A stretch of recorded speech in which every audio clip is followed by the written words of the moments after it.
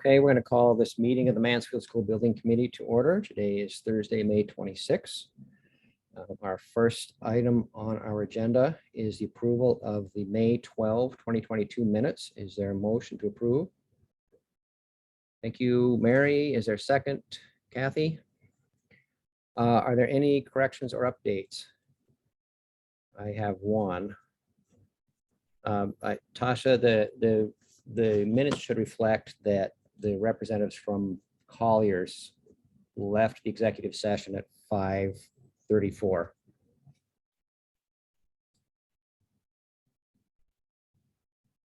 Okay. Okay. Then with that correction, are we ready to approve the minutes? All in favor of approving the minutes, please give me a sign.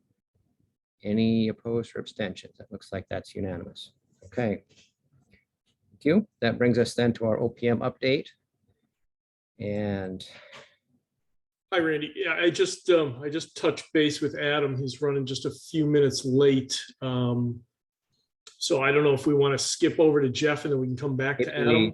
Why don't we do that? Yeah, because I think he's. I mean, I can stumble through it, but I think he's probably a little more better prepared to. Yeah, and I saw he just added some pictures and things like that. So Okay, let's go then to our architects update. Sure. So now here's Adam now, but I don't. Okay. If he's. Why don't you go ahead, Jeff? We'll let Adam get settled. Yeah, let him get his breath. Okay, so last week I was away, but today I did a walkthrough, took a bunch of pictures, and I'll be getting these reports out soon. I'm kind of behind on those, but generally looks good. Had a nice discussion with the zinc installer as well as a curtain wall installer, and had a really good discussion about procedure, what they're going to do, caulk line, joints, preparing for the water test. So I think they finally got it. So they're working together as a team. They're moving around the building. So they're picking up the pace. Everything looked good from my point of view. Things like hose bibs where the zinc meets at the counter flashing behind that all looks good based on a discussion we had earlier. Make sure there's no water penetrations. Occasionally there's things like the security light junction boxes that cut at a hem in the zinc. So we discussed how we're going to manage that, make sure that nothing leaks. Sheetrocking inside, they're rocking and rolling everywhere inside the building. So it looks like it's a very active site. So far, so good. And that's all I had. I think the reason why Adam and I were a little bit frazzled this afternoon was because we got that CCD 6 out, which I think hopefully Adam's got, we're ready to go with that. So with that, I think I'll turn it over to Adam if he's caught a breath. Okay, maybe we are there questions for Jeff before we move on? Tony. I'm not quite sure where I saw this when I was reading the materials above earlier today, but there was a whole series of concerns from Kohler Ronan about things which were undone, not appropriate, something. I'm not quite sure how to read these reports because I don't understand many of the terms, but it did look worrisome to me. There were a lot of concerns. Well, I think the purpose of their reports as well as mine and is that we flag things, we state concerns, and then we give them the opportunity to remedy those issues with photographs. They have to respond to the report, and they have been doing that. So I don't know which report or which items you're specifically looking at, but I have been following those, and it looks like they are addressing each thing that is missing or not done correctly. If there's anything hanging, it just continues on the next field report. So nothing is going to be not completed as per the contract documents. So that's just a given. So if they don't finish it in time for the next walkthrough or the meeting minutes or the site observation report here, then it just stays on the list until they're done, and it's not going to be ignored. They have to address it. One of my concerns is there seem to be a lot of them. Yeah, it happens. It's a very tight schedule. It's a very tight site. I mean, there's a lot of things that come up. We're all hustling to get things caught and done correctly. So, I mean, every contractor has strengths in areas and weaknesses in other areas, and it all is relying on their subs a lot. So I think it happens. So I think the best thing is that if we're all very attentive and we make sure things are complete in a quality fashion, and there's not going to be any issues later, that's all we can really do. I mean, I can't keep screaming and yelling, and Craig can't keep issuing more and more reports until they just start to fix things. And it looks like they have been doing that. So I don't know Jeff, what else to say with that. one of my concerns about this is these things should have been done right the first time, it seems to me. It's having to go back and fix stuff. I mean, a repair is never as good as having done it right the first time. So to what extent should we be concerned about this? Well, that's a good question. I don't like that as well, and I've mentioned that. I don't want a brand new building that's a past job, and everybody's aware of that and knows that, but things do happen, and they have to be repaired. So what we're looking at is making sure it's at least the same quality, if not better quality than what we originally had put in there. Things like patching AVB or a sprinkler pipe that might be in the way of something. I mean, those things get caught as the electrician comes in and puts these panel box up. So sometimes they're rolling so fast to meet the schedule that different trades come in at different times, and certain things aren't really discussed until they see the panel box next to that pipe. And it's like, wait a minute, you got to move. This has to happen. This has to happen. So it's controlled chaos is what it is. So,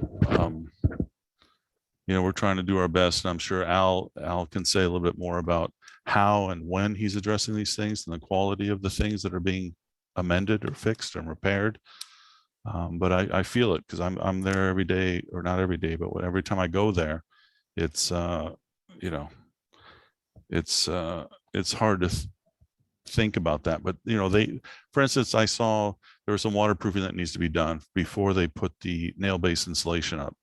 So the response I got was, well, these guys are rolling at risk. They're going to have to come back and redo that. And I said, well, I'm going to be double checking to make sure that waterproofing goes up underneath there and folds over. And they said, we understand.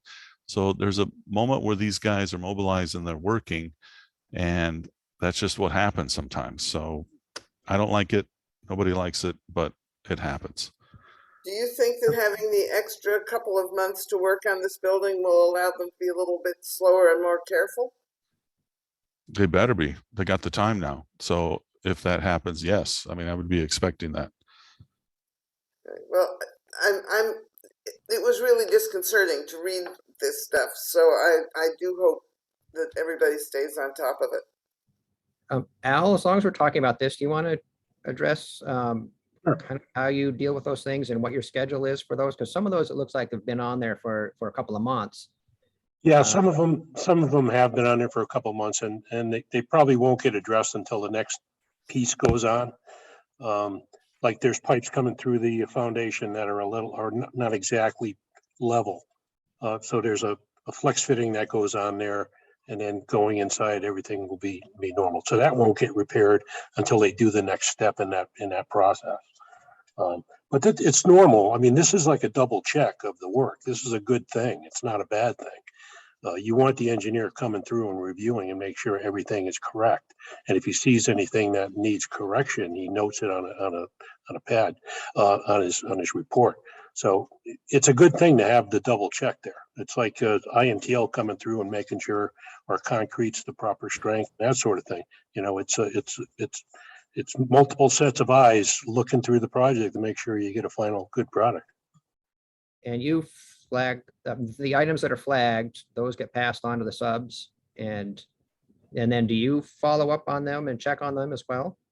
Yes, we have one employee on site. That's all he does is just follow up on repairs and takes the photos and send them to the Coloronian or the other consultant to make sure it's approved and off the list. Okay. Mary, please. I just was wanting to echo Tony's sentiment, and I had the same reaction, Tony, when I read that document from Kohler Ronan. And when I specifically, I'm looking right now at page 2 of their document, it's actually item 9. And it's a perfect example of what you were just saying. It was originally added to the list in December. And as of the 13th of this month, site visit update, it's returned rejected by Kohler Ronan. So there've been all these 5 months, 6 months of working on it and now rejected. So that one kind of jumped out at me, and I wondered if we could speak a little bit more to that and what is it exactly? And if it's rejected in May, Those what do we are, have to do to get it? those are the as-built drawings. So I don't know if Al or Adam or Jeff, who's the most appropriate person to respond to that. Yeah, Al, I think that was brought up today, right, at the OAC meeting, whether it was a CAD file or a PDF file, and I think. that Oh, was you're talking primar- about, is this for the geothermal wells? I believe it was the as-built drawings, Yeah, item 9 in the as-built report. They submitted the as-built drawings in a PDF format, and the engineer wants a CAD version of that document. It's not that big of a deal. So this is the document that was rejected, Yeah, this not is a- not the actual work. Yeah, it's a closeout document that it's the final as-built of the way that system was installed. That's all. There's nothing wrong with the system. It's just a plan. It was submitted in a PDF form instead of a CAD form.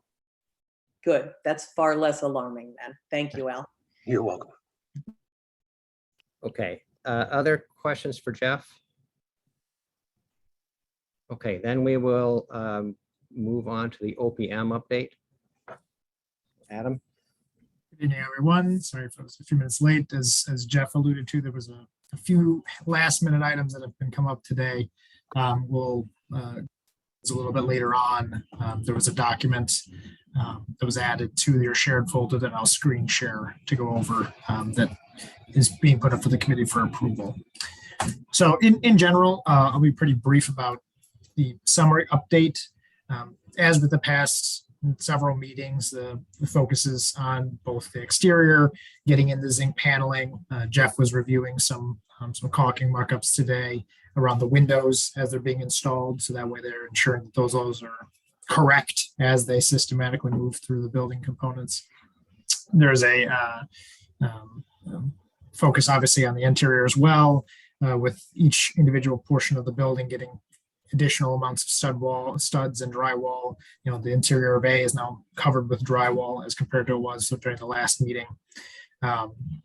The one other item that came up insofar as just another QA/QC check was we had the second round of the fog testing. If you recall, a couple of months back, the committee approved some fog testing for the building envelope to see how the various components were interacting and ensure that there was airtight.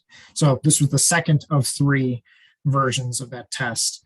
And what it did was help confirm that some of the comments that were made in the first test actually would have been implemented in similar conditions.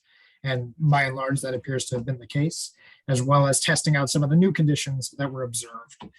So that was in the report that was shared with the committee. So those items that the testing agency found are being reviewed to help determine where the work can improve to resolve those issues and ensure that there aren't leaks moving forward as they put out the rest of the building. And then a third test will be done later on. In addition to that, there have been a lot of sort of behind the scenes one-off meetings with various vendors and components to ensure coordination as we get closer and closer to the end of the school year and taking everything out of Southeast for that primary move. So one of those that we just had this past week was one for IT coordination with the fiber networks and analog lines, etc. Any questions on that before I move on to trees? Because that's one topic I want to share some photos about.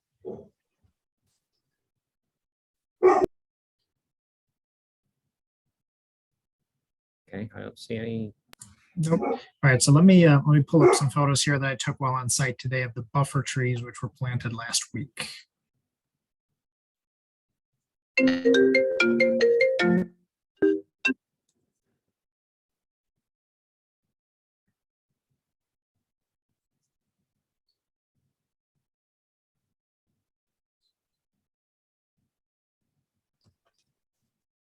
All right, so you should be seeing some photos right now. Let me know if that's not the case. We do.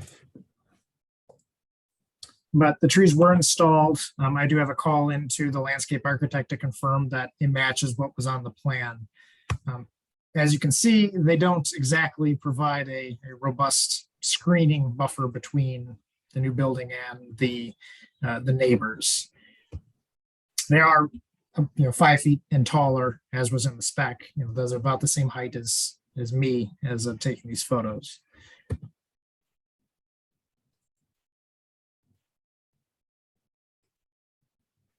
Cycle through these real quick.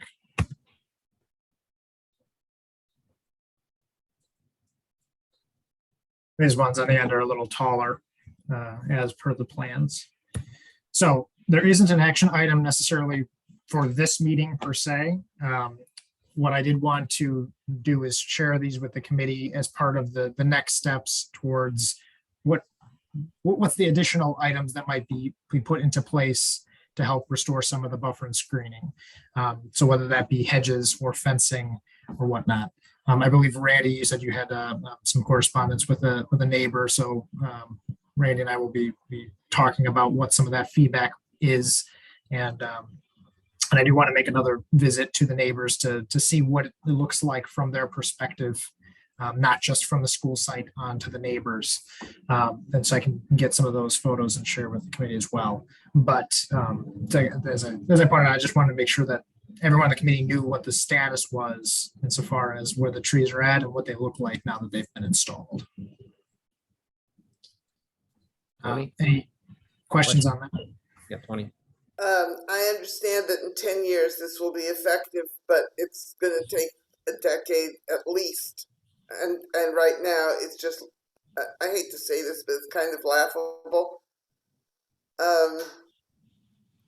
Something else has to be there, and I really would suggest fencing, or I don't think you could even put a hedge in that would be now. I think you've got to do something a little bit more immediate and substantial. Yes, one with one neighbor, not the one on the corner, not this neighbor, but the one at this residence was, to your point about hedging, even if you put something down there, too much for the top portions of their windows. That was one of their major concerns that they shared. So they were interested in seeing something along the crest of the hill to help potentially block some of the screening. So that's a avenue that I was going to reach out to the design team about strategies for that, as well as, like I said, reaching out back up to the neighbors to get to collect their thoughts for the committee's consideration. Adam, in the course of your outreach with neighbors down there, I know when you and I have talked about this in the past, it was kind of concerns on a couple fronts. There was the concern about the shielding, piece or the screening. And obviously we're talking about that right now, but also you conveyed that there was dissatisfaction with, basically the wood debris that was left behind. And we talked about, additional conversations with the property owners down there about some of the benefits of leaving behind at least a modest amount, not trying to pick it clean. And I'm just curious what the latest feedback, if any, has been from the neighbors about the current state of the ground cover, I guess. When they were they being the contractor, was initially starting to clear up some of the brush. There was some feedback that it was moving in the correct direction. So it was noted, and they were glad that some of the cleanup was happening. I've not yet had a chance to connect with them since the trees have been installed. And one of the things I have a call into the landscape architect to confirm that all the scope that they had identified with shifting the trees and the species of trees is correct before I did that outreach to make sure that it was done, and then see where the next steps might take us. So it was initially appreciated, but I've not yet seen the final feedback yet. Thank you. Kathy? And then Steve? Brandy, when you spoke with Sue Audette, was there any discussion about fencing? Hedging was their preference, but up at the top of the crest, because their home is on a lower level, and then it slopes up from behind there. So the debris, to Ryan's question, was cleaned up right behind their house, so they're not looking at that. But their preference was a hedge at the top of that crest. And not right at the property line, but up higher, because it would get better screening up there, much better screening. Okay, thank you. And that was the Thuya's discussion that was mentioned in terms of species that they had suggested. Steve? Yeah, I was just curious what the plan is for the trees at this point. Like, do we have someone on site that's going to water these periodically? I know when we did the trees in the downtown, they had those kind of like a bag or a sack you put around the tree, you fill with water, and it slowly drips in. But as we approach, June and July, how's that going to work? That should be part of the establishment program, like the rest of the landscaping that was procured. So Al, do you have your specific plan, what your contractor is doing? He is responsible to make sure that the trees are watered. Yeah, he's been coming in like twice a week to water the trees. Great. Okay. Thank you very much. And Would it be possible for us to get on site just to look at how this looks from the school? Or could we get a picture from maybe like inside the first floor and inside the second floor facing the houses, just to kind of see how exposed they are to the school? Yeah, we can get a photo of that, just kind of looking out. And there's the balcony on the second floor that sort of serves as the vantage point for the looking across to the neighbors. So we can get a photo of that and give it to the committee. Yeah, and I don't know if it's possible if you can get some type of like frame of reference, like a stick or a measurement of a tree that's near the line. But if we're thinking about putting up a fence, I'd be curious to know, if we did, how much of that is it gonna block? You know what I'm saying?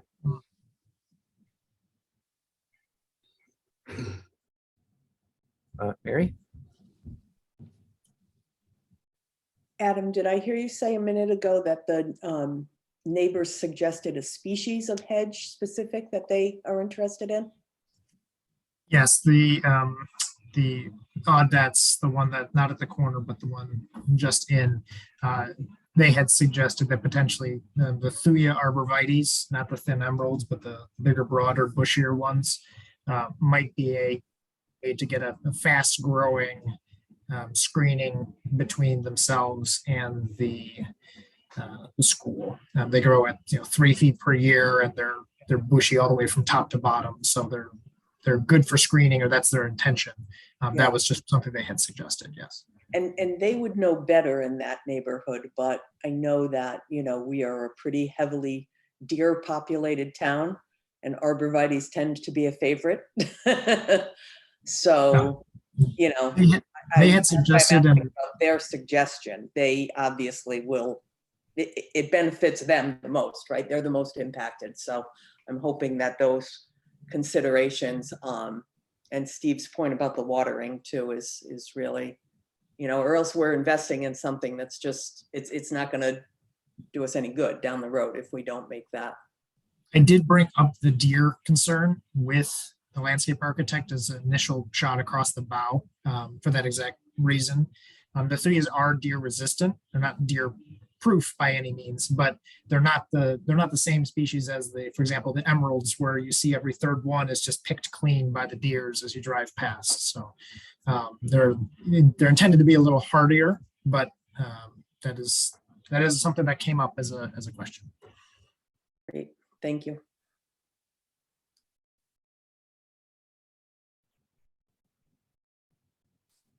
Okay, any other items, Adam, that you're gonna bring up this time?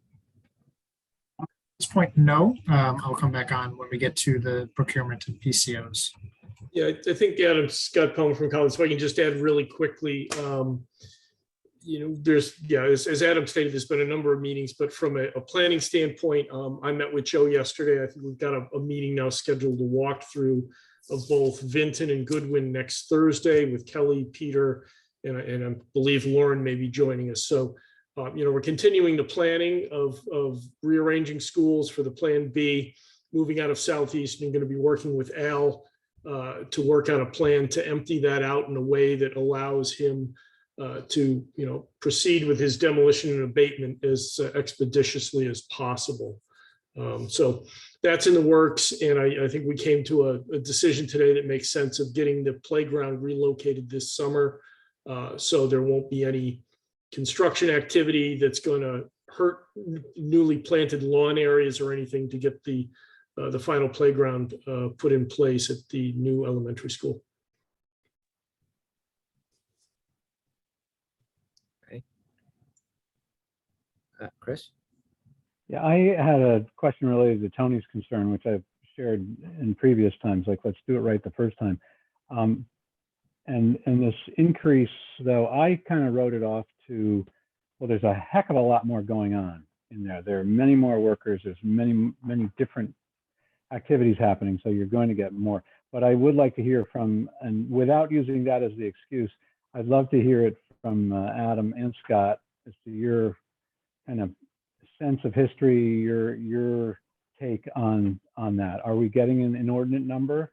Is Newfield, riding the contractors the way it needs to? What's planning ahead with them? Can you give us your vision of this? I would say, Chris, I mean, there's always things that, and that's why we do inspections, to catch these things. And every job I've ever been involved with, unfortunately, they're never perfect. There are always things that are discovered. The key is, as Coloronan's been doing, as we have been doing, monitoring these things, catching them, putting them on, lists to make sure that they're back checked and corrected properly.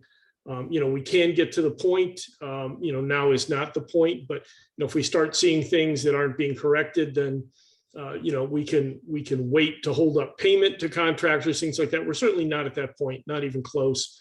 But in I'm not seeing anything out of the ordinary. I wouldn't say this is a larger number of issues than we've seen on other projects. These things do happen. That the key is making sure that the contractor is aware of them and that they get corrected. Okay. Adam, what's your take? I agree. For example, seeing the 10-page Coloronan report, that doesn't strike me as being particularly massive or anything of that nature, suggesting there's widespread MEP issues, for example. So far with regard to items that are being picked up that are either missed or not yet complete, but are flagged because so they do get complete. That seems to be trending within a standard deviation. Okay. Thank you both.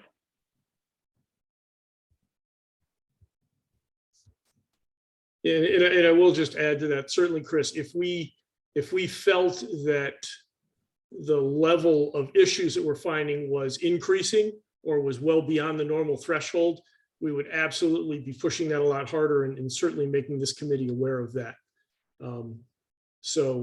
Again, I don't think that there's any major deviation from what we see on normal projects. Certainly, we always push the contractors to strive for perfection, but we'll make sure that they get it right before we give them the final check. I'd like to just add one sort of positive thing to all this. I know it's hard to swallow sometimes, even for me. I get really angry, and as I'm writing these reports and sending them out, I'm just thinking, boy, if I was there with a hammer, I could just quit my job and go on the site and just help them finish this thing. But at the same time, when I walk into some of those classrooms at different times of the day, the natural light in those classrooms and other parts of the building, it's just going to be incredible. So I think that, it's going to be a rough ride, but I think in the end, it's going to be a really, really powerful building. So just have faith, and just got to keep instilling a positive sort of inspiring sort of motivation for the subs and the trades. And, we try to do that when we're there. We jump in, we help, we try to get things done as fast as we can. And as long as we're working as a team, I think it's going to be fine. So I just want to give you a little hope that the proportions, the scale, the way the light's moving through the building, it's going to be amazing. you know, like Scott said, we're demanding 120%. So sometimes if we get 110, I'll be happy. But we're always pushing for that 120 on every level. That's why these reports sometimes can get, you know, aggressive and numbersome and everything. So even the as-built drawing, right? It's got to be in CAD format. Reject it. Give me one that's going to look nice or be part of the file. That's a digital format, not a PDF. So it's on every level: screws, fasteners, mechanical equipment, geothermal, everything. So just have some faith. You It should get a happens. shirt. The front of your shirt, Jeff, should read, "Look for the light, not the screw up."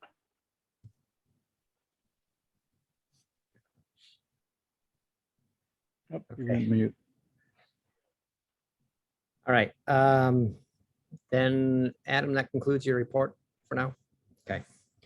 All right, then that brings us to the contractor update. So Al, Okay, You got- well, sure. I'll let you show pictures. And we also have schedule overview and procurement log overview that we want to cover.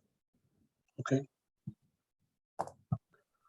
Can everyone see the photo on the screen? Yes, we can. Okay.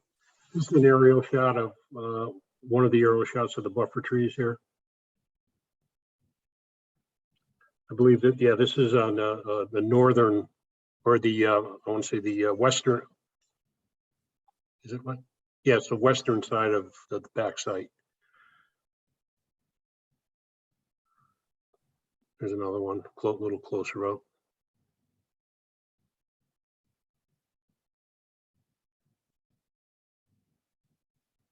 There's one more. And sorry, and there were some dogwoods in there, weren't there? And I had Um, a hard time picking those out. Is that one right above your, that right there? This is a tree. I'm not sure what kind it is. Let me see if I can zoom in a little bit. That's okay. I just, the deciduous trees are harder to pick out than the, Yeah, it doesn't look like a dogwood. A dogwood is more fuller.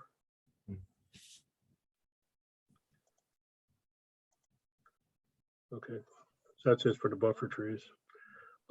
This is the B wing south. Siding is just about done. He's just got these two ends to do. All the frames are set. The glass started going in today. We got glass delivery yesterday. So it'll go around and they'll put all these in around, and then they're doing the tops now. So within a week, they'll have all the glass and B wing done. And we'll be able to take all this plastic out, and you'll be able to see a lot more. It will look more finished from the inside for sure. With the plastic down, you'll be able to see outside. PV panels came in yesterday. So they'll be start putting PV panels on the roof on the slope areas. This is going around the corner. This is the east side of B.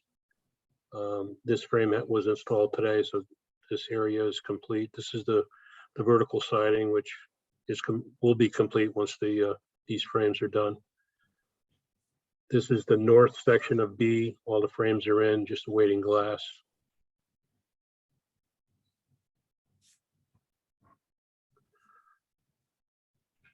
This is the north side of B.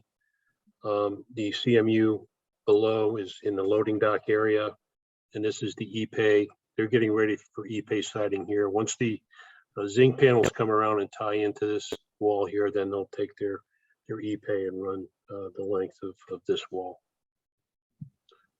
Also up top, we're getting ready to install the clear story windows. We have the frames and the glass for all the clear story windows. So within the next couple of weeks, you'll see area B will be totally buttoned up with all windows and glass.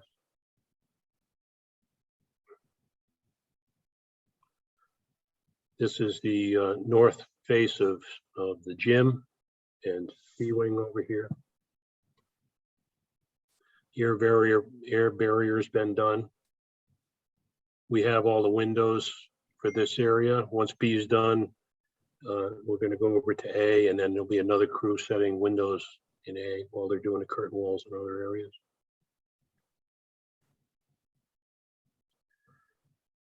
This is the section of A, and that's ready for glass. Once they're done in B, they'll be coming over to C and doing these two north and south elevations with the larger curtain walls.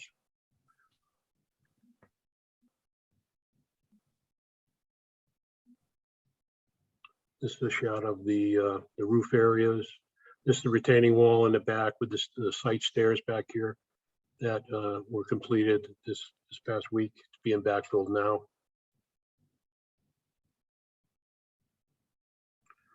This is a photo of the north side area.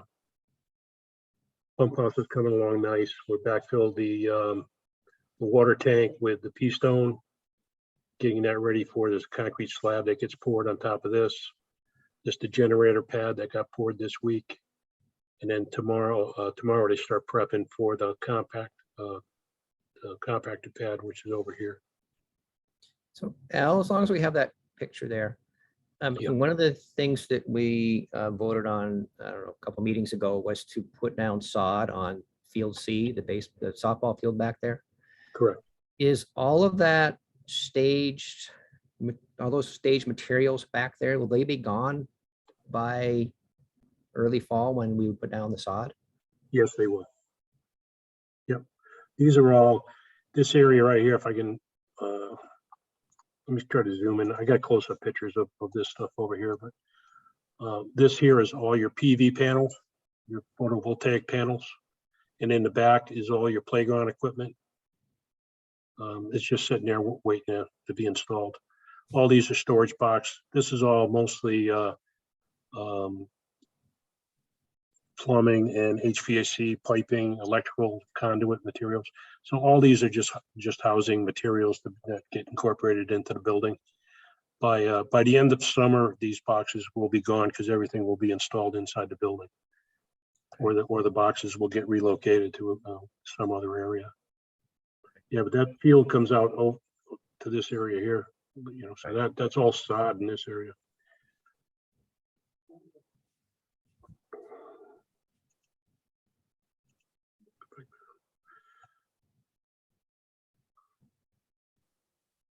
This is a ground level shot of the building exterior.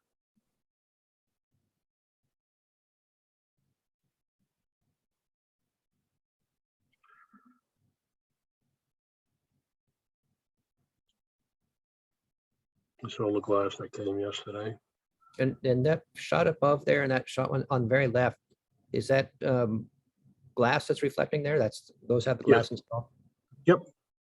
You can see they've started putting the glass in. This is just a case that they opened that just happened to be this size, so they started putting those in.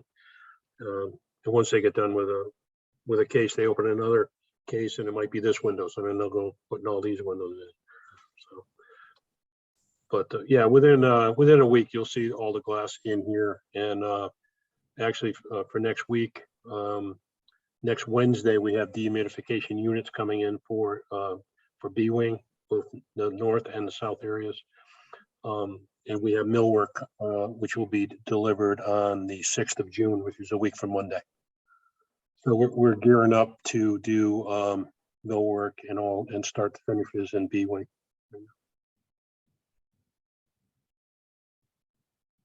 Just the curtain wall glass. It's a ground level shot of the vertical siding, and then you got the other siding here in between the windows. It's gonna be a nice looking building.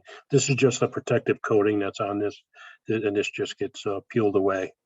We're just leaving it on so it doesn't get damaged or dirty.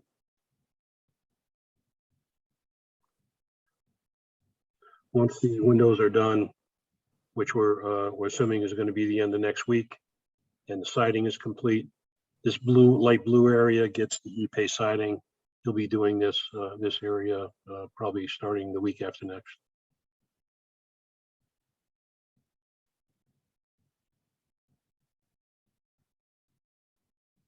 Another close-up shot. Here's all the new playground equipment. This has been sitting here for a few weeks now. These are the PV panels here. I got another shot of those. This is the pump house that's coming along. We got the air barrier done. The pad for the generator is complete. They're backfilling the tank now with the pea stone. We got the garage door. Yes. Al, on the PV panels, what percentage have arrived? I'll show you in a second. That says the generator pad. They've started backfilling, to get up to grade for asphalt. This is a photo of some site light bases. They're going to start doing that. And this truck is full of precast concrete curbs. So we're getting ready to do curbing as well on the outside. This is one pile of PV panels and racks. And this is less than half of what is on site. Oh, I don't have another photo. Well, there's another area to the left of this, which has the balance of the PV panels. All the PV panels are on site. Okay, thank you. These are interior photos. This is area A. The last time we looked, we were framing. We've started drywall now and all the mechanical and electrical rough-ins. We had an electrical inspection today for in-wall, so we can close up all the walls with, actually we got to do insulation that gets inspected on Monday, and then we can drywall everything in there. Another shot of the corridors in A. These are the classrooms in A, which are framed, and you can see they're being wired and getting all the MEP rough-ins for inspection. This is the switch gear. It's now complete. Got the doors, the room secure. We got the CTs have been installed, and the meter socket has been installed.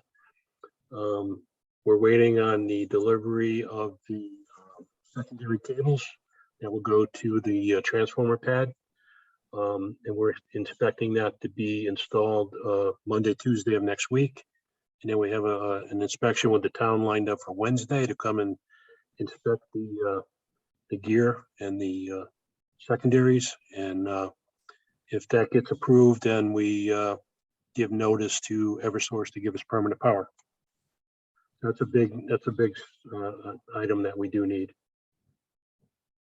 We got a shipment of ceiling tiles in. We're not opening these until we get dehumidification in, but we'll start putting, the trades will need some ceiling tiles for like ceiling drops, sprinkler drops and that sort of thing. We're gonna ask Mike if we can do ceiling cuts. It's a messy job that if you get it done early, it keeps the job cleaner. We're gonna ask him about that.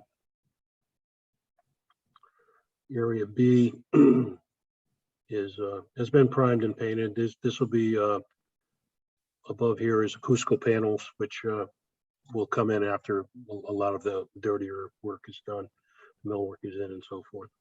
That's one of the classrooms, Al? This is one of the classrooms in B upper. So the wood ceilings are coming a week from Monday, and all the casework that's in here is coming a week from Monday too. Al, it's common practice to not paint that sheetrock, even though I know you're putting acoustic on the top of it, but I always had thought that sheetrock degraded. If it didn't Chris, I get painted. can actually answer that. That's a recessed section, so the acoustical panel is going to be flush with the painted sheetrock that's below it. Right. I'm just wondering about painting it, even though it's going to be covered. I had thought that sheetrock degraded, the paper degraded if you don't paint it.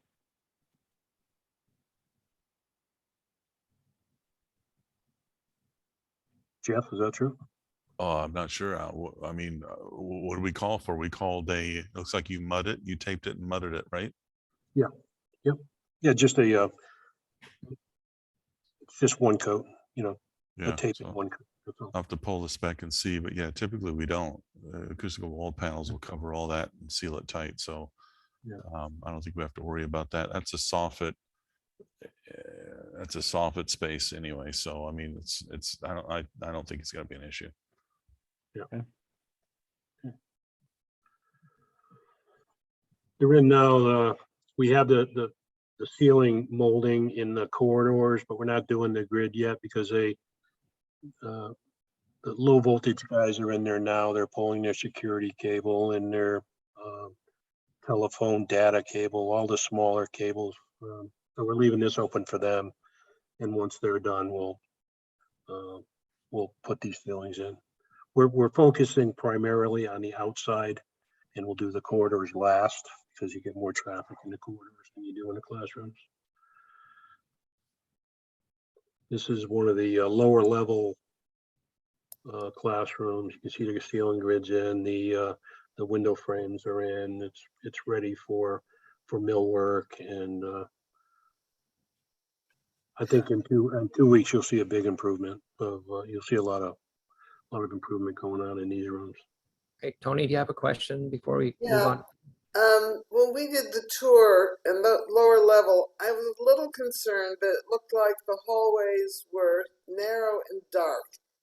I know that things change dramatically as you continue to complete these buildings. Please say something to reassure me they're not going to feel narrow and dark. Well, the lower level, you don't have the clear story windows, so the lower level will be darker than the upper level. The poly that we have, the plastic that we have covering these window openings, they do hinder some of the light coming through. You can see how dark this is, and we do have temporary lights in here, but a couple 100 watts of light. That's all.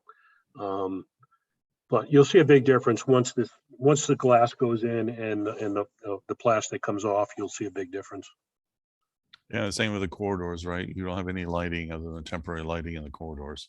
Correct. Yep. And how will the corridors be lit? They get there's recessed lightings in these corridors, correct? Yes, I'm going to see if I can pull up my reflective ceiling plan here. And let me see if I can share my screen. While Jeff's doing that, I think another effect, Tony, is that once there's a ceiling in there, it won't feel as tall, so it won't feel as narrow. Not that it actually makes it any wider, but it won't feel as canyon-like. Those windows between the classroom and the hallway will send some light from the classroom into the hallway, I assume.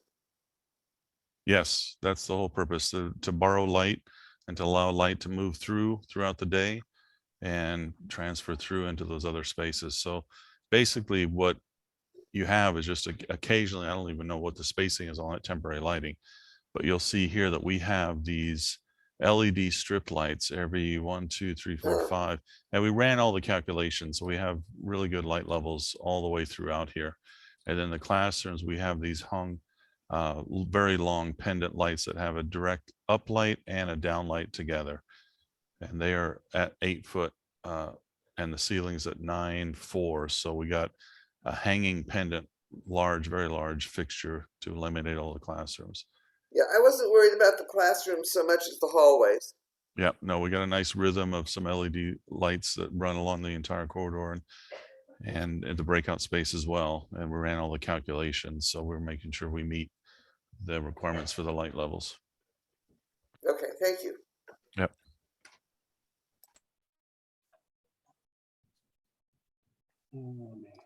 Okay, Al, I guess we still had some more pictures to show. Yes. Okay. Everyone can see that. Yes. That's a corridor. This is the lower level classroom. I'm sorry it's so dark, but we've started doing work in the main area, the main entrance. This is the cafe. So we've started framing out the walls in this area. We're framing out the soffits here. I've asked the steel contractor when this railing's coming in. We'd like to get this railing in right away. He did come and do the prep work for the railing, so it's ready to go. Hopefully we can get that in the next couple of weeks. We'll get these frames in the next couple of weeks with some glass. It's going to be a spectacular area. It really is. This is all curtain wall here, floor to ceiling curtain wall, all glass.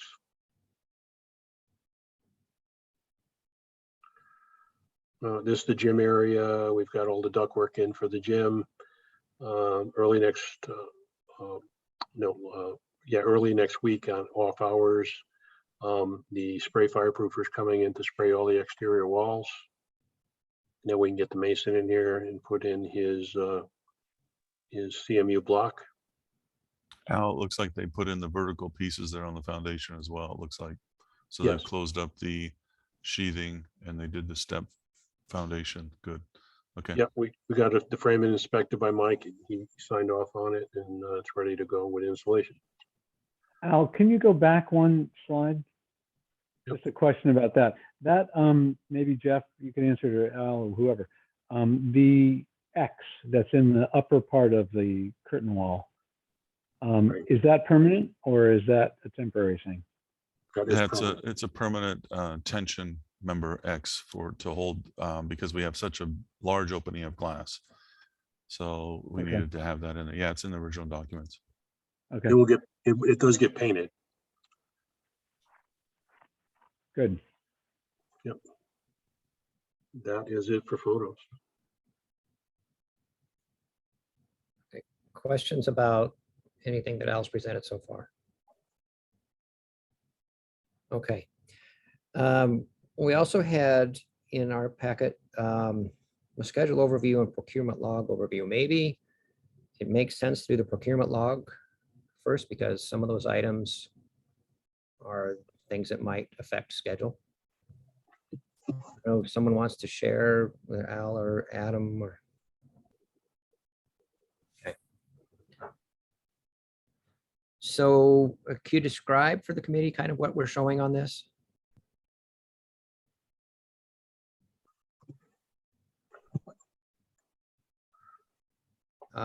Maybe Al, because can you see it and talk about what this shows? Yeah, I didn't share this, but so I don't have control over it, but the items in red are problem items with materials, these linear wood ceilings. We do not have a ship date. The drywall contractor is actually looking for an equal that may have a better ship date, but I guess they got some problems with these linear wood ceilings.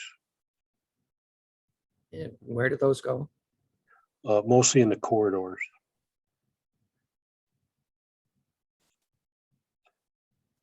The next item, the exterior door hardware, that's only for the aluminum doors. That was the change order that came through with that new hardware spec. I talked to the aluminum contractor today, and he said he would get something to me tomorrow. He doesn't think it's going to be a delay at all, but he'll give me a firm delivery date on that. So that should not be an issue. The walk-in cooler freezer was an issue. We've gotten a couple of other walk-in cooler freezers that have a 10 to 15 week lead time, which are acceptable to our schedule. We had one that we got the product data on today and submitted it, but it was the wrong. It was an air-cooled unit, not a water-cooled unit. I did talk to the contractor after we discovered it was an air-cooled unit, and he said he didn't think there was a problem to get the water-cooled unit, and he would contact the vendor just to confirm. So hopefully tomorrow we'll have confirmation that we do have the water cooler freezer, and we can get it in the same time frame. Okay. So hopefully that won't be a problem either, hopefully. Right. Okay, I see Steve. I'll come to Steve in just a moment. But yeah, because the date on there is November 21, which is completely not acceptable. But we'll be talking about that more just in a bit in this meeting. Yep. Steve, go ahead. Yeah, just wondering what the green represents. Those are items that are on site. Great. Like the, the overhead coiling grills are on site, the overhead doors. One of them is installed in the pump house. The loading dock lift is on site. It's just won't be installed until we get more finished. It's just being stored. Into all the interior hollow metal frames are on site. So the green is good. Okay, and Kelly, you have a question as well? Yeah, I do. Al, regarding the wood ceiling, I know we talked a little bit about this in our meeting today, but I didn't think of this question until now. Is that something that gets popped into place at any time, or is there like a path that for other things to get done once that ceiling is in? And so would its delay other elements of the construction? Yeah, the linear wood ceilings are like the last thing to go in. All the mechanicals and all the electrical wiring needs to be like 100% before you even start these linear wood ceilings. These linear wood ceilings are kind of like a strip of wood. I don't even know if they're wood. I just think they're simulated wood. They're metal that look like wood, correct, Jeff? Yeah, And they snap into a grid system, right? yes, and if I can share my screen quickly, I will show you where they're at.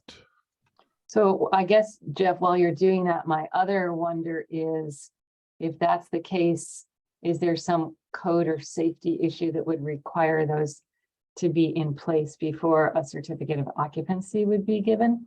That's a good question. It looks to me like the areas are the 8 underneath the atrium space there, because everything else on the lower level is a grid ceiling, so it's just in the corridor. They would have to have the lights installed, the sprinkler pipe pendants and everything installed, so that has to be coordinated. That's a good question. Well, it's not a sealed ceiling. It's not like a drywall ceiling that's taped and sealed up. I mean, there's penetrations between the slats of wood. I mean, they're covered with a light fabric, but I don't see, right? Yeah, I believe you're correct on that. We're fully sprinklered, but it'd be a good question for whoever's going to review it with the town, just to be safe. Yeah. You'd have to turn the sprinkler heads up temporarily because there wasn't a ceiling installed, and then Correct. you'd have to redo them once the ceiling was there to be installed. Mm-hmm. Right. So there would be some coordination that would be required.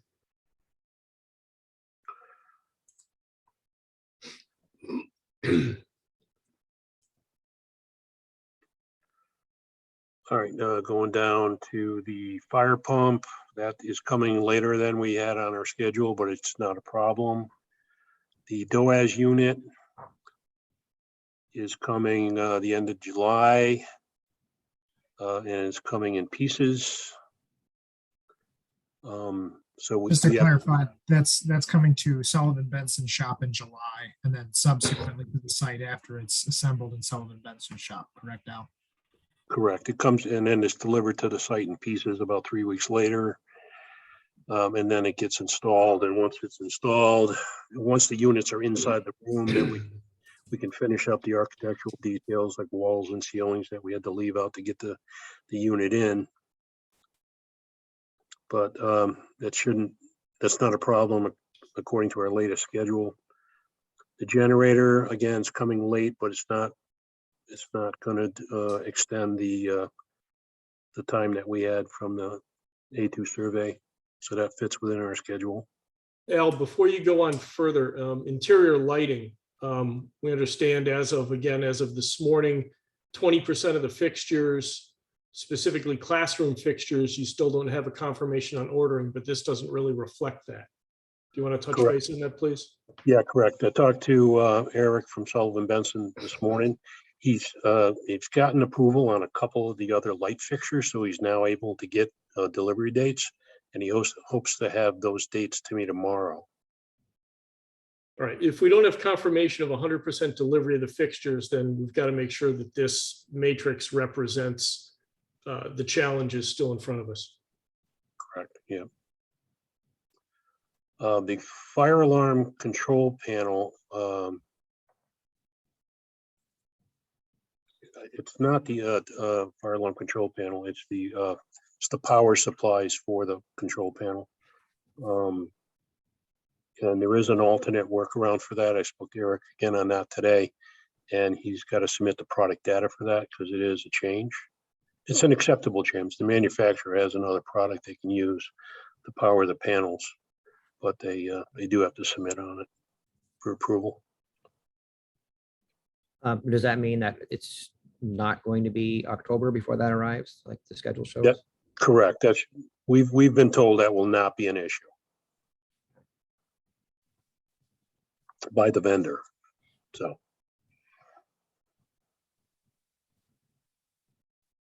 So those flagged items in red plus the lights, the 20% of the lights yet, those are the main things that are of concern yet. The rest of them you think is pretty much promised or delivered?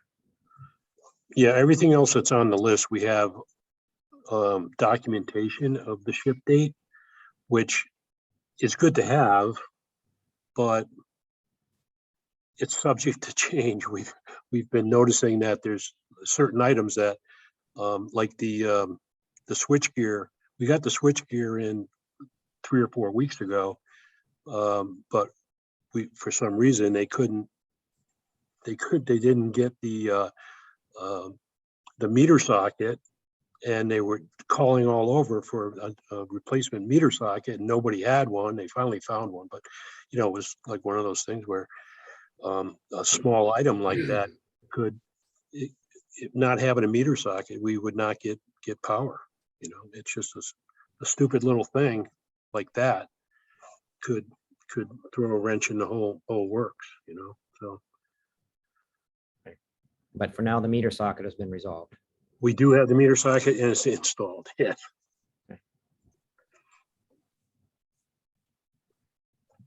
Okay, are there questions on the procurement log?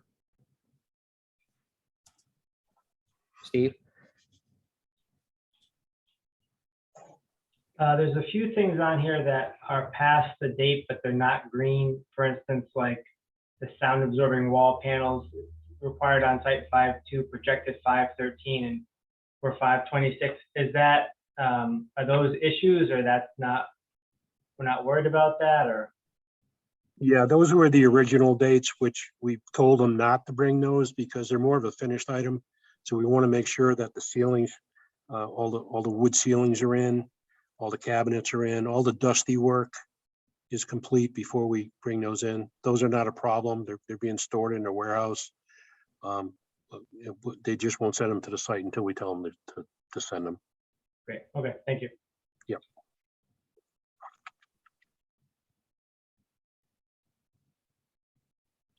Okay, so then I guess we can go to the schedule.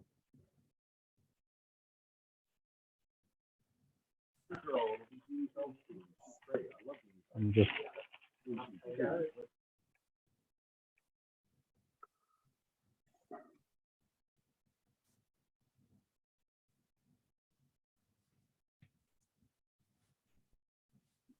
So just so you know, Al, just to talk about your schedule, the schedule I shared with the committee is a May 6th, 2022 schedule. Okay.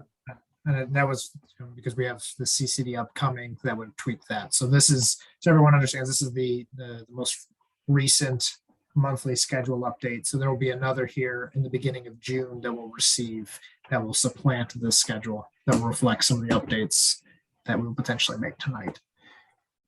So currently I believe this is the same one that was shared with the committee last time with the projected substantial completion at Halloween. Yep. Right. So Al, can you just talk through what's your, we have the critical path here. What is the most critical item that you're working on now? And just at a high level, talk through the sequence of what's going to be the most important thing between now and the building being complete. I mean, it's kind of like it doesn't all reflect on the schedule, but it's like all critical. I mean, we're putting in cabinets in B right now. not because it's on the critical path, because we need to get it done so it doesn't come on the critical path. So A is probably the most critical for us right now to get the drywall up so we can start other trades in there. And C is kind of lagging behind. So right now C doesn't have our most concern.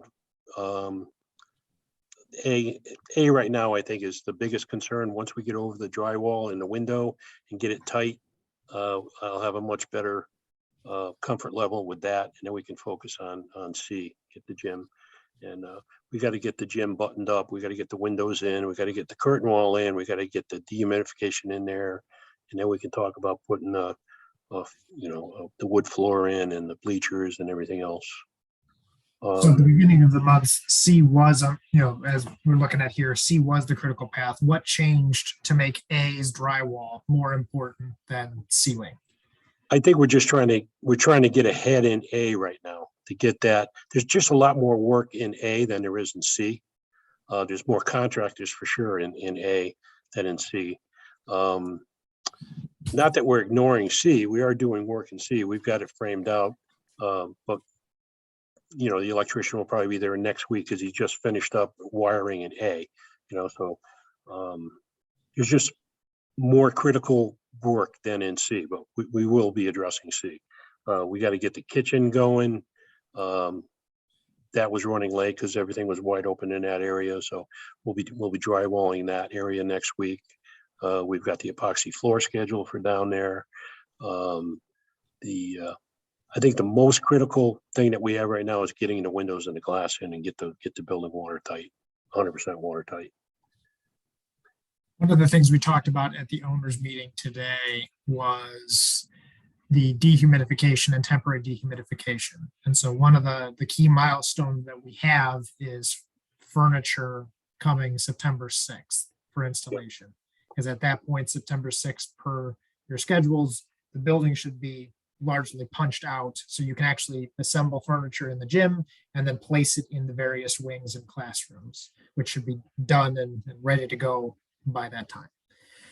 But the one concern you had shared was, it's going to be important to focus on the dehumidification in the gym, because in order to get the gym flooring down, which is wood, it needs to be properly conditioned, and everything kind of pulls from there.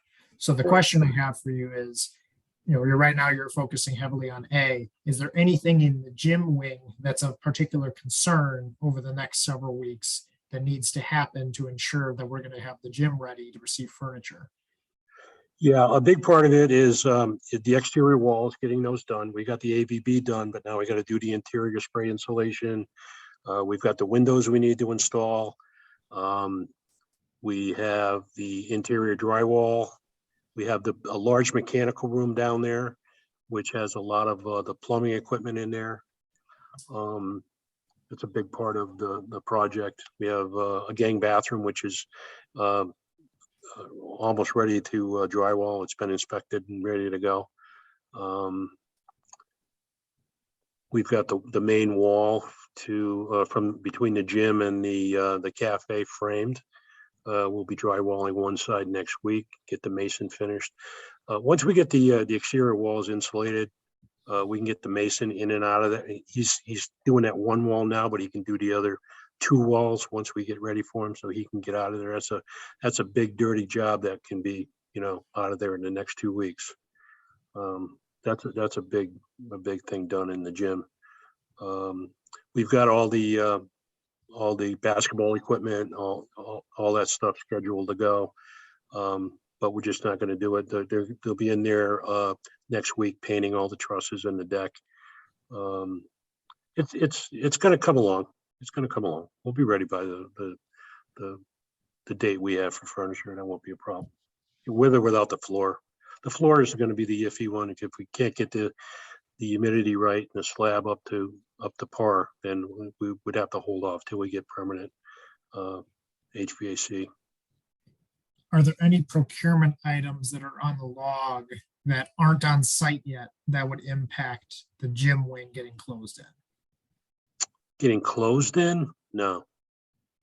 Right, because that was the big focus is once you get closed in, then you can start running your temp dehumidification and start that process. So Right.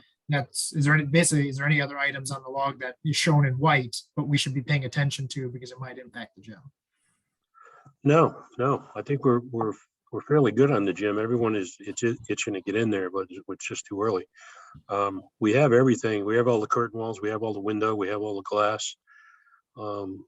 Yeah, the only thing that won't be done is the in that library area. We have to leave the one of the curtain walls out to get the DOAS in, and we have to leave the main entry into the learning commons out, so we can get the DOAS through that. But other than that, we have all the parts and pieces in the gym.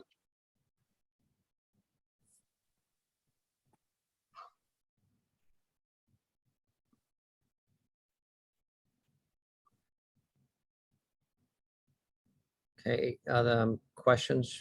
Anybody else on the schedule? I can't see everyone, so speak up if you're waving and I don't catch you.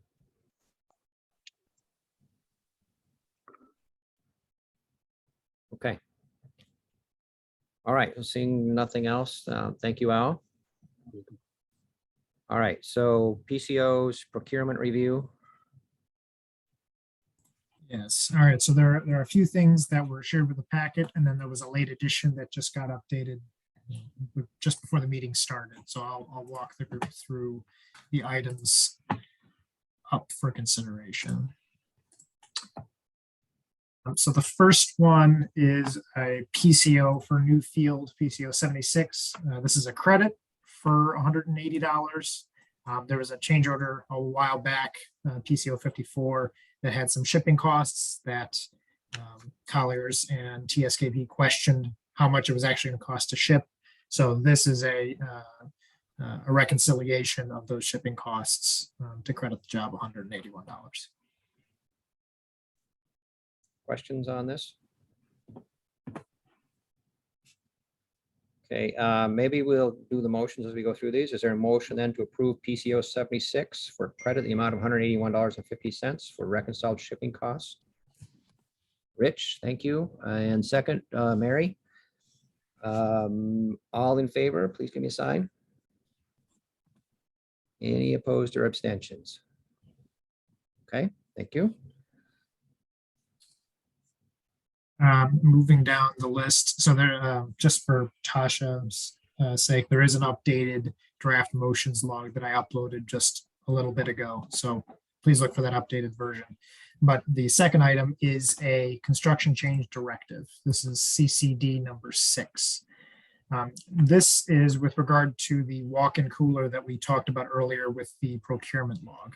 So the initial vendor manufacturer of the walk-in cooler freezer for the kitchen area was Newfield received an update that they were going to not be delivered until November of this year, greatly pushing out completion of that area. There was some research by Colliers, TSKP, the food service vendor, insofar as other vendors that might be able to provide the equipment, and Newfield looked into those. And identified that there was a vendor, AmeriCooler, who could provide a unit substantially in a substantially less time impact. So it would be 15 weeks, and rather than out to November. And if it arrives in 15 weeks, that would take this item off of that critical path and avoid pushing substantial completion. As I talked a little bit about earlier, we received an initial submittal today that Jeff and Craig Raza at Kohler Ronan and Dick Trout, the food service designer, have been reviewing.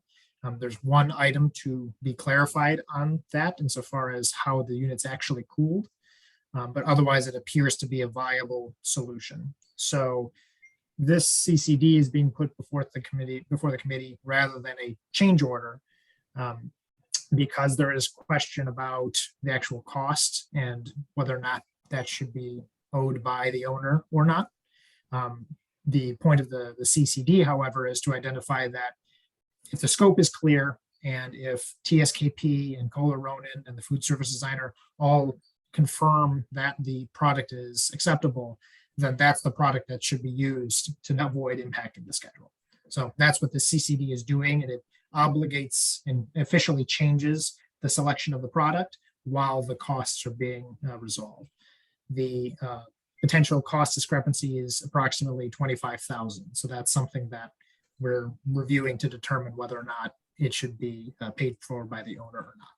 But that's cost set aside. This is the contractual mechanism to obligate and allow Newfield to release purchase of that product to avoid impacting the schedule. Okay, are there questions for Adam? Okay, then And there's, if, just one more point of clarification. If the product ends up being not a viable substitution, then this CCD would go away. This is contingent upon the design team confirming that is acceptable. okay, so then is there a motion to approve CCD 6 for the alternative walk-in kitchen cooler freezer manufacturer with a reduced production lead time? Chris McAvoy, thank you. Is there a second? Kathy? All in favor of approving this motion, please give me a sign. Any opposed or abstentions? Okay, thank you. That's unanimous. And Chris, you can take your thumbs up sign down because we have other motions coming. So that's it for potential change orders. Now moving on to procurement and purchase orders. The first item doesn't have a document associated with it. It's a request for an appropriation of funds to our hazardous materials abatement consultant, Langen. So they had done some initial work so far as testing of the existing Southeast school. And now, as we move closer towards the end of school and the abatement and demolition of the Southeast school building, they have to be there to monitor the actual work, do testing, air sample testing, etc., as part of their services. So similar to how we've been doing IMTL and the materials testing, and how we've been doing the movers for their work. This is just the motion that's in the draft motions is to appropriate funds as part of the contract that was already signed based on unit rates. And then as they expend those rates, we verify that they've been doing the tests, they've been on site, and then those invoices get moved through. So there's no change order. It's just an allocation of funds. And if they don't use all the funds, then it would be, they don't get paid out to the firm.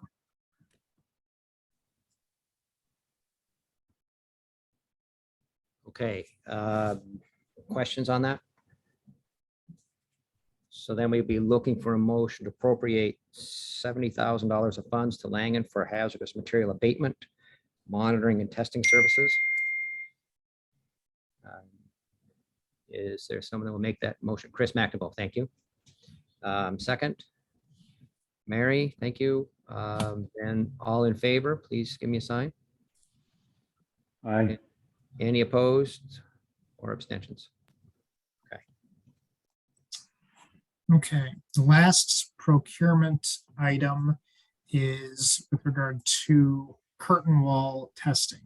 So there was a proposal I put in your packets for just under $5,000, $49.70 for curtain wall water penetration testing.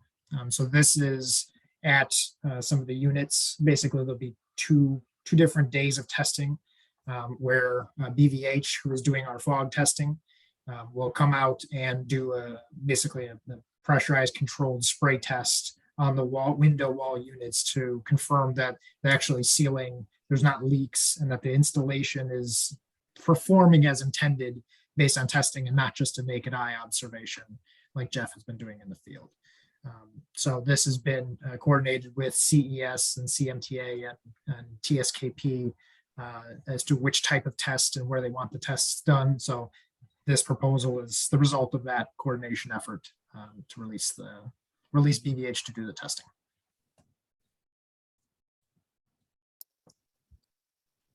Okay, any questions on that? Randy, I have a question. Go ahead, Tony, and then Chris Kiefner after that. Was this originally assumed? I'm curious about why this is coming into our procurement at this point in time. So the desire was to see see how the installation was ongoing, and then confirm which test they wanted to produce. So there have been some emails the past several weeks to identify which tests. Sometimes there's a big chamber test they want to do. Sometimes it's a pressurized water test, and they wanted to see what the installation was looking like before they selected that, which would impact the proposal and that you would actually procure. So we assumed that this would be part of the construction cost to begin with, right? As part of the testing for the overall project, yes. Okay, and this is not a surprise, not something that had to be added. Okay. No, this was in the specification as something the owner would procure later down the line. That's what I thought. Okay, thank you. And my question is duplicate of Tony's. Okay. All right, then is there a motion to approve? I'll read the motion, and then a motion to approve the proposal from BVH dated May 18, 2022 in the amount of $4,970 for curtain wall testing. So And moved. okay, thank you, Chris. And then second from Chris McNabo. Then all in favor, please indicate. Any opposed or abstentions? Okay. All right, then that brings us to the project invoices. Yes. So we have an invoice packet tonight. The total for all components is just over $3 million, $3,089,000. The individual components include some of the IT equipment from Atlantic Gov Connection, which Jamie and Yvette at the town have been receiving. So that's just a continuation of those services, as well as fog testing, our commissioning services, Colliers, our hazmat monitoring testing firm, Taisu with the architect team, WV Meyer for our movers for some of the preparatory boxes that have been getting delivered to the schools, and stormwater monitoring, as well as phase one drilling. If you recall, last meeting there was a change order to adjust some of the contract. So now there's the closeout invoices, so we can wrap up their contract on the town's finances. So those for CT Willing total just over $4,300. And then Newfield Construction's pay app number 12 for just over $3 million at $3,016,005.20. Okay. Any questions on the invoice? Chris? Just a question about the percentage of where we're at with Newfield at this point. Is that correlated tightly to that number for application 12? Are we that far along? In terms of the amount expended, yeah, yes. What both TSKP and its sub-consultants and Colliers do is we look at each individual component, and we don't move it past until we agree that the amounts that's represented reflect what's put in the field. So each month, at the beginning of the month, we receive what's called a pencil copy. That is the first shot that Newfield gives about what they think is the amount based on their sub-consultants. And then we review it. So I think the initial version of the pencil copy was like 3.3 million. And so that got brought back down to 3 million to reflect what was actually placed in the field. Thank you. Okay, so then could someone make the complete motion for approving the invoices and pay applications? Mary, please. Yeah, I would make a motion to approve monthly invoice packet for April of 2022, dated today, May 26th, 2022, including invoices from Atlantic, BVH, CES, Colliers Project Leaders, Gov Connection, Langen, TSKP Studios, WB Meyer, and Weston and Sampson in the amount of $69,619.52, along with Connecticut Wells application for payment number 2 in the amount of $118.75. Connecticut Wells application for payment number 3 in the amount of $4,211.75. And Newfield's application for payment number 12 in the amount of $3,016,500 $5.20 for a total approval of $3,089,955.22. Okay, thank you, Mary. Is there a second? Thank you, Steve. If there are no additional questions, then all in favor of approving this motion, please indicate. Any opposed or abstentions? All right, thanks. That passed unanimously. Okay, thank you everyone for that. That brings us to opportunity for public input. Is there anybody from the public that would like to address the committee? Seeing nobody, we will continue with our agenda. Then I would accept at this point a motion to move into executive session. Is there someone that would like to make that motion? Mary, thank you. Happen to have that right here. I would make a motion that we move into executive session pursuant to Connecticut General Statute 1-206E and Statute 1-210B 24 for discussions of contract revisions due to project delays. And we would invite, help me with this part. Okay, I think Kelly and Peter and Ryan, town manager, and Kevin Deneen had to leave for the moment. We can invite in Charmaine, Director of Finance as well.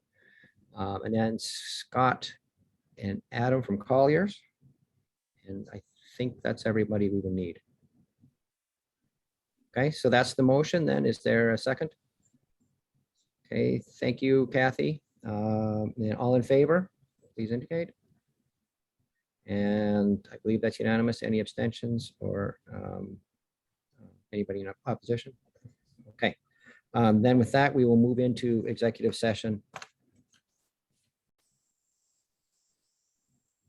Okay, we have exited executive session.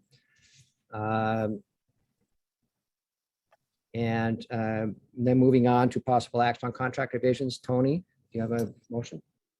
Yes, I would like to move that we adopt the amendments to the contracts with Colliers that was proposed on May 24th, 2022. Okay, thank you. Is there a second to that? Thank you, Rich. Then all in favor of the motion to approve this amendment to the Colliers contract, please indicate. Any opposed or abstentions? Okay, thank you. Then that brings us to adjournment. Is there a motion to adjourn? Thanks, Mary, and second from Kathy. And then in your vote of affirmation, you can sign off and we'll see you next time. Have a great holiday weekend. I'll hope to see some of you at the Memorial Day Parade. Yeah. And at the Juneteenth ceremony in front of the library. Lots Okay. of good stuff. All right, great.